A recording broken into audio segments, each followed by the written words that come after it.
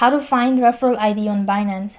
Hi guys, welcome back. In this video I'll be showing you the ways to find or locate a referral ID on Binance. In order to find or locate Binance referral ID, you have to watch this video till the end.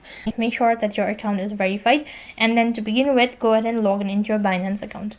Once you're logged into your Binance account, that's going to take you to the home page, which is going to look something like this. Right on this page, click the profile icon or the Binance logo from the top left hand side corner.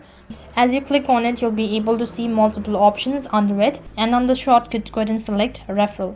As you do that, it's going to take you to the other field where you can go ahead and share your link or your referral ID with your friends or families. Now as you do that, it's going to take to this page where you have to go through it and click on the share button or download.